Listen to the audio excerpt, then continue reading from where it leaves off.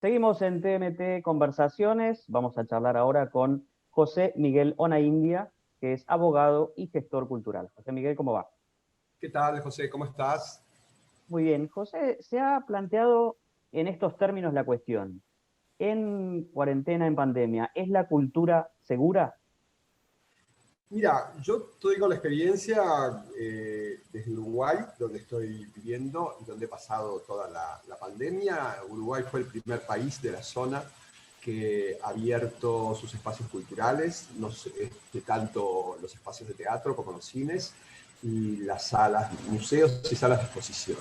Hasta el momento esto sucedió en el mes de agosto, desde el 3 de agosto están habilitados, fueron, digamos, escaladamente, con aforos limitados, es decir, los teatros están al 30%, teatros y cines al 30%, museos, una feria del libro que hubo esta semana, muchas medidas de seguridad, tanto para el público como para los artistas, y hasta el momento no se ha detectado un solo brote en estos lugares. Tuve una Ujú. experiencia, viajé desde el del 13 al 23 de octubre a Madrid, que estaba precisamente en un momento comprometido bueno, con esta nueva ola, como le llaman, de la epidemia. Los teatros, en el momento que yo llegué, estaban al 75% del aforo, o sea que prácticamente aforo completo. La mayoría de las funciones con localidades agotadas y no había ningún brote detectado, pese a que tienen muchísima más proliferación que en Uruguay, ya había sido una sociedad muy castigada por la primera ola de la pandemia. Sin embargo, la apertura de las salas de teatro y las actividades. Las salas de teatro, de cine también, digamos, que he estado en ambas, los museos, todos con, digamos, lo que ha hecho la pandemia es como cambiar el hábito, ¿no? Vas Ujú. a salas que están mucho más con menos público, te tomas la fiebre, el alcohol en gel, bueno, todo eso hay que tener la mascarilla. Yo creo que son tantas las medidas de seguridad que se toman en las salas de espectáculos públicos que estamos muchísimo más seguros en un teatro, en un cine o en una galería de arte que en un transporte público, que en un restaurante, que en una cafetería o que en un supermercado, Ujú. ¿no? Entonces, creo que desde ese punto de vista de la seguridad, me parece que no ofrece, porque ya los países que han estado en eso, en Latinoamérica, Uruguay hasta el momento es el único, pero se puede observar que no se ha registrado, y con un seguimiento epidemiológico muy estricto que se hace aquí, no hay un solo brote. No. Además, la gente deja su registro, el público va dejando los modos, digamos, los modos de comunicar por las dudas, si hubiera habido, digamos, para poder hacer el seguimiento si hay un caso. Y esto no ha sucedido, tampoco sucedió en los elencos.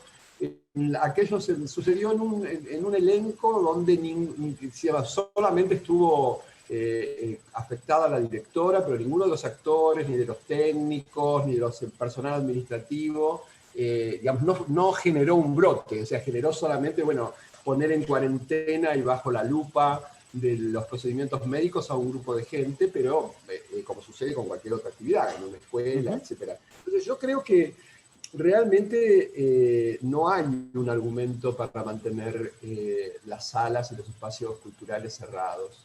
Sobre todo porque yo creo que si algo sucedió durante sobre todo durante las cuarentenas, y en Argentina y en muchos países donde las cuarentenas han sido muy estrictas, que la cultura ha sido un bien esencial para la gente, ¿no? O sea, la gente sobrevivió sin grandes brotes de violencia, sin enfermedades psíquicas demasiado, porque tuvo una cantidad de medios, de contenidos que a lo mejor antes ni siquiera se sentaba a mirar, y que hoy los artistas, las instituciones públicas y privadas pusieron rápidamente, y bueno, eso hizo que la gente pudiera estar con música, con películas, con textos, haciendo clases, bueno. Entonces me parece que a esa esencialidad que tomó el arte y los bienes culturales durante la pandemia no se le está respondiendo con la misma seguridad, dado que además el sector artístico y cultural, desde el punto de vista laboral y económico, ha sido de los más castigados, ¿no? O sea, Ujú. casi, digamos que es un campo arrasado para la mayoría, excepto aquellos que integran elencos estables o que de algún modo su tarea artística es una relación de empleo público. El resto prácticamente ha visto, digamos, paralizada toda su actividad económica. El actor o el director de teatro que fundamentalmente vive de sus clases, etcétera, también se le cerraron las academias, también se le cerraron. Ujú. Entonces, realmente me parece que es un sector muy castigado, que ha ayudado mucho en esta pandemia y que me parece que no está, más allá de los subsidios y del asistencialismo, sobre el cual no tengo una mirada crítica, muy por el contrario, creo que frente a una situación de emergencia hay que responder con medidas de emergencia, pero me parece que posibilitar que nuevamente la actividad cultural empiece a desarrollarse en los canales y que la gente vuelva a tener sus ingresos por los mecanismos habituales, sería un muy buen signo político en Argentina y en todos los países que aún no han abierto. No lo quiero focalizar al caso argentino. Te iba a preguntar, en América Latina, más bien Uruguay es un caso excepcional, digamos, el resto ha sido... Sí. Es excepcional porque aún en este momento que estamos con un crecimiento de casos, etcétera, ayer fue el pico de la pandemia y hubo 70 contagiados en todo el país, ¿no? O sea, en todo el país, que ya sé que la visión de Argentina es que es un país muy chico, pero bueno, es un país que es diferente a una provincia, no tiene mucha más complejidad que un territorio provincial o una región española, por el hecho de ser un país con fronteras, etcétera, tiene una complejidad muy, muy grande. Y además, bueno, si comparamos, si vamos a la comparación más ingenua y menos compleja de cantidad de población, bueno, Uruguay tiene muchísimos menos contagios que cualquier provincia argentina con la misma cantidad de población, o que cualquier región española con la misma cantidad de población, para hacer, digamos, los ejemplos que tenemos más, más a mano, ¿no? Pero no complejizar mucho la comparación. Entonces, Ujú. esto ha ayudado, sin embargo, digamos, se ha salido muy cautelosamente, ¿no? Todavía estamos con un aforo limitado del 30%, hay también se cuida a los artistas, a los técnicos, hay todos procedimientos dentro de los trabajos, de los elencos, para que también esto se proceda, digamos, ellos también estén sobre el escenario, toda la gente que está esté cuidada. Pero me parece que debería, o sea, en un país como Argentina, donde la producción cultural es tan importante y es para territorios como Buenos Aires no solamente una actividad simbólica, sino también una actividad económica y de generación de empleo importante, me parece que la apertura de actividades y la normalización dentro de lo que esta anormalidad permite es necesaria para los artistas y también para la gente, ¿no? Ujú. Somos un grupo grande de población los que estamos acostumbrados a ir a un cine, a visitar digamos, que está dentro de nuestros hábitos, el consumo, lo que económicamente se llama consumo cultural. Entonces me Ujú. parece que es una fracción más grande que el grupo de gente que lo produce, que la gente que lo produce más todos los que somos espectadores con mayor o menor ansiedad, pero que bueno, necesitamos también de esta forma de recreación intelectual. José Miguel, en algún momento habrá que empezar la reconstrucción del sector cultural o de los sectores culturales en distintos países. Habrá que ver cuándo, digamos, esta situación se estabiliza con la vacuna, sin la vacuna. En ese momento, ¿qué cosas, por dónde habría que empezar? ¿Qué cosas habría que hacer? Mira, a mí me parece que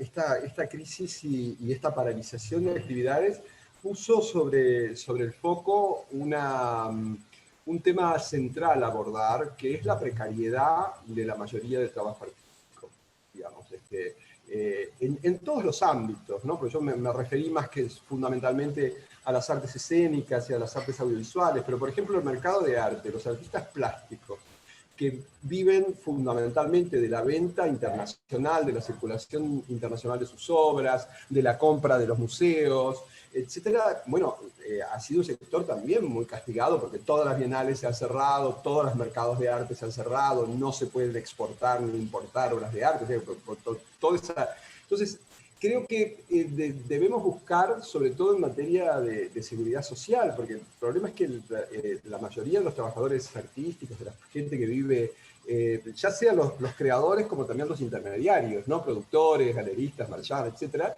están en una situación de mucha menor protección que un trabajador autónomo. No los vamos digamos, que un trabajador, que un abogado, un psicólogo o un médico que no tienen una relación de dependencia, pero sí que viven de sus...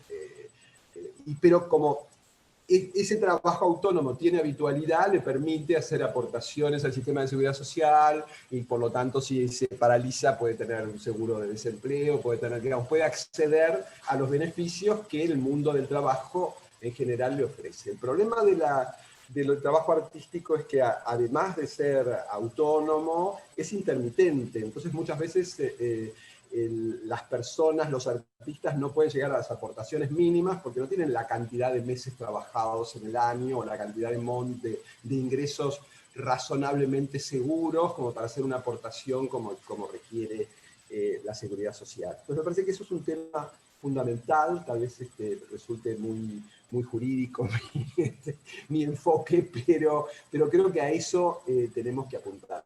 Y otra cosa que me parece que quedó muy claro es que todos estos mecanismos de reproducción audiovisual, de encuentro, etcétera, van a quedar asociados al mundo. No sustituyen todas las artes presenciales, pero sí van a ser asociadas a todo. O sea, yo creo que ya no vamos a poder pensar un espectáculo en vivo sin tener un registro que permita que ese espectáculo se pueda replicar al mismo momento o con posterioridad a otros públicos que nunca llegarían, bueno, y hacer algo que esté también monetizado. Me parece que lo que tenemos que sacarnos ya de la cabeza es que tuvimos como una especie de primavera provocada por la pandemia, de acceso gratuito a los contenidos artísticos y que eso lo tenemos que frenar porque los contenidos artísticos tienen valor económico, hay mucha gente que vive para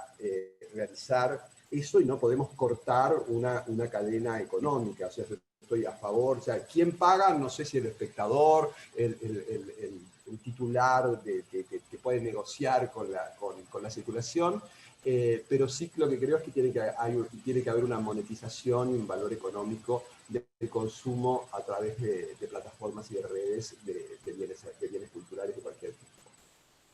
José Miguel, muchísimas gracias. No, gracias José, encantado de charlar contigo. Hasta luego. Hablábamos con José Miguel Onaindia, abogado y gestor cultural. Hasta la próxima.